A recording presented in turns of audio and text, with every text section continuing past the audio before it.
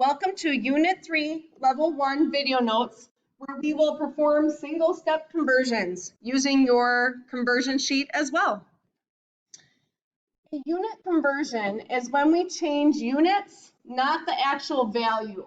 The size or amount stays the same. So we might change feet to becoming miles or meters, or we might have liters to become gallons, or pounds to kilograms.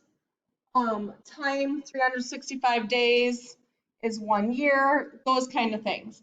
So a direct conversion we have done in the past with proportions.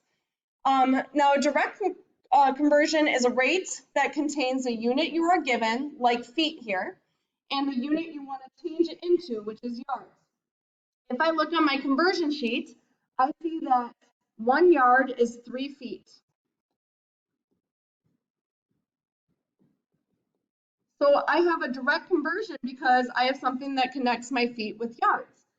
All right, so if I have 17 feet and I want to figure out how many yards is that, I can use this conversion of saying 3 feet for every 1 yard. When I cross multiply, I get that I have 5.6 repeating, or 5 2/3 yards. So I'm going to write 5.67, that's rounded to the nearest hundredth. Now I'm going to show you using conversions. If I start with what I have, 17 feet, and it's not feet per second, it's just 17 feet. Anything over 1 is itself. So I'm going to start with 17 feet, and I'm going to change these feet into yards by using multiplication instead of an equal sign and cross multiplying. All right, now I know that there's 1 yard for 3 feet, or that there's 3 feet for 1 yard. Well, here we don't want the same label, same level. We're multiplying, so we want things to cancel. We want the feet to cancel and be left with yard. This is the fraction we would have used for proportions, because same label, same level. But feet divided by feet cancel. That value is 1.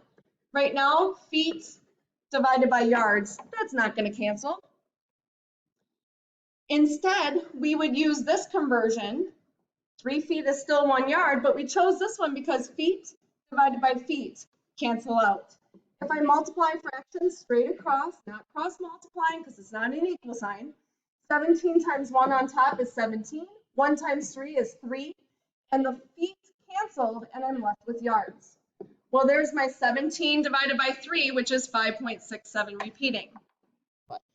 Now, direct conversions are pretty nice. You could cross multiply and be done. However, if you've got multi-steps, that'd be a lot of cross multiplying, and unit conversion is just a lot easier once you understand it. So here we have miles. 3.2 miles is how many inches? And if you look at your conversion sheet, this is not a direct proportion because I don't have something with miles and inches right away. So I have to change miles to inches by using a pathway. So let's make a plan. How can I get from miles to inches? Well, I see miles to feet, and I see 1 foot is 12 inches. Having a yard isn't really going to help us here. So I can go from miles to feet, and then I could change my feet, which is the same thing as foot, into yards. So I can change my miles into feet, which is the same as foot, and then the feet into inches. So for every path I have or plan, I need to write a ratio to cancel things out. So this is step number 2. Write what is given over 1 or as a rate. So I have 3.2 miles. Now that is not a rate. It's not miles per 1 hour, or it's not 3.2 miles in 5 minutes. It is 3.2 miles, and that's it. So we put it over 1. The rate is that miles per hour idea. We're going to write ratios to cancel units. All right, so here we go. 3.2 miles. I need to change my miles into feet. And I know that 1 mile is 5,280 feet. And I can also write that as 5,280 feet for every 1 mile. Well, we want to write the ratio so that we can cancel units diagonally. So if I use the first one, that would be like a proportion idea where if you have the same label, same level, but we're multiplying. We want the miles to be divided by miles, and that's not happening here. So let's use the next one and see what happens. 1 mile for every 5,280 feet. Well, now we have miles on top and miles on bottom. So that's like saying miles divided by miles. They cancel. So if I finished right now by multiplying straight across and dividing, my answer would be in feet. But I don't want feet, I want inches. So now we need to go, we did that pathway, from feet to inches. So up here, 1 foot for every 12 inches. Or I could write 12 inches for every 1 foot. What's going to make sense here? So I need another times a fraction. So I can move this like here, and my feet and inches, they can't cancel. Let's try the other one. Make the units the same diagonally. So feet divided by feet, that would definitely cancel out here. We are ready to go because the miles cancels to feet, and then the feet cancel to inches. Step 3 is to multiply straight across and divide. Unit conversion is not cross multiplying. We multiply straight across.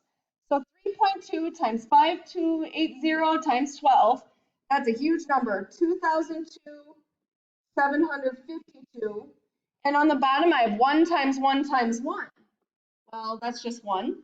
So anything divided by 1 is itself.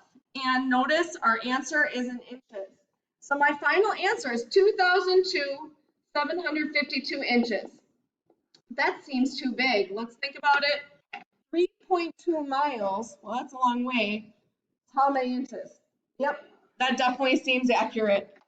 All right, let's try another one. On a day in 2013, the exchange rate for US dollars to pesos was 1 US dollar equal to 13.08 pesos. In 2020, it is about 21.27 pesos for every US dollar. After our trip to Mexico in 2013, Eliza was left with 211 pesos that she wanted to convert back into US dollars. How much US dollars would she get? So we need to go from pesos to dollars, and we know in 2013, 1 US dollar was equal to 13.08 pesos. This is a direct conversion because I can get from pesos to dollars. Let's start with the 211 pesos. Well, it's not a rate, so 211 divided by 1 is itself. We're going to multiply by this conversion factor, pesos on top, so I need pesos on the bottom. And I know that there's 13.08 pesos for 1 US dollar. Well, I'm ready to go already because the pesos cancel, you're left with dollars. Multiply straight across. 211 times 1 is 211. 1 times 13.08 is 13.08. So we're going to divide 211 by 13.08, and we're going to get approximately $16.131, which simplifies to $16.13 rounded.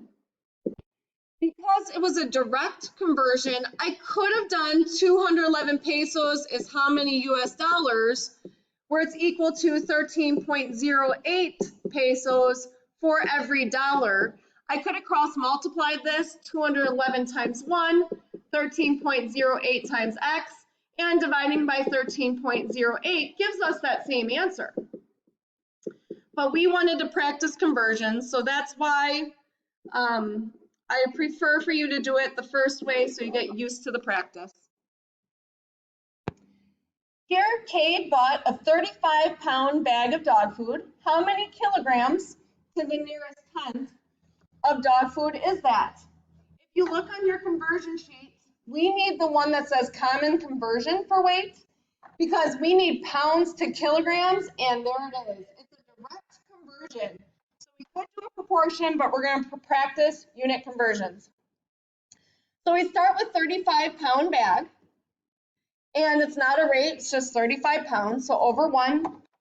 And now I'm going to multiply it so that the units cancel out. So my pounds have to cancel out. So do I want to write 2.2 pounds for 1 kilogram? Or do I want to write 1 kilogram in every 2.2 pounds? Well, will that cancel with my pounds on the bottom? And it won't. Where here, this one, my pounds will cancel. So pounds divided by pounds eliminates, and be careful that this is an L, not a 1. And now we're going to multiply straight across. 35 times 1 is 35.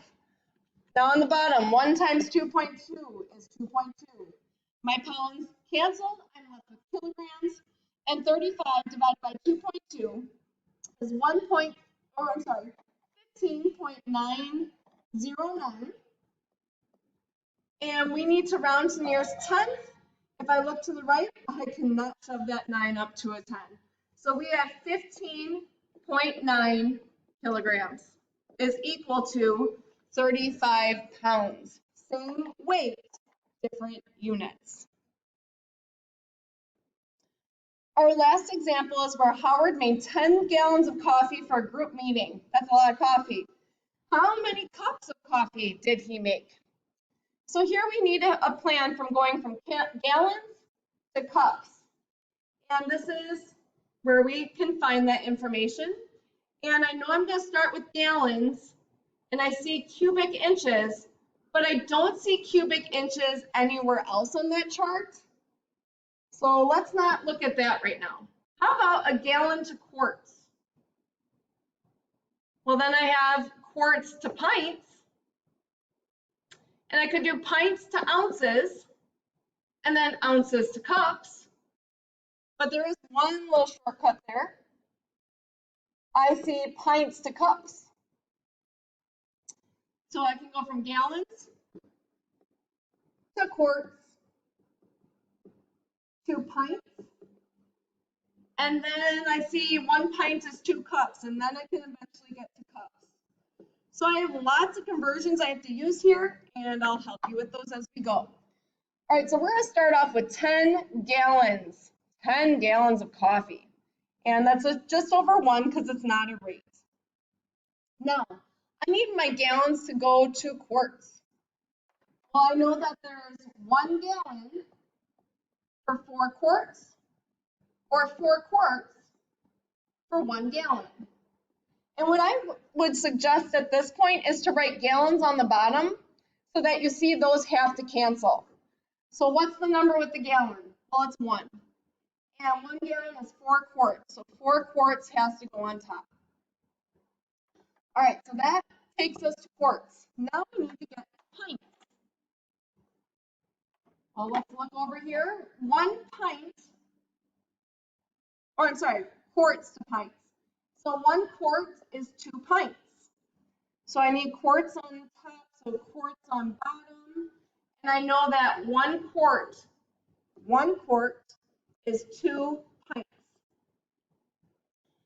Lastly, I'm going to go from pints to cups. So I need my pints to be on the bottom and my cups to be on top. So pints to cups. And 1 pint is 2 cups.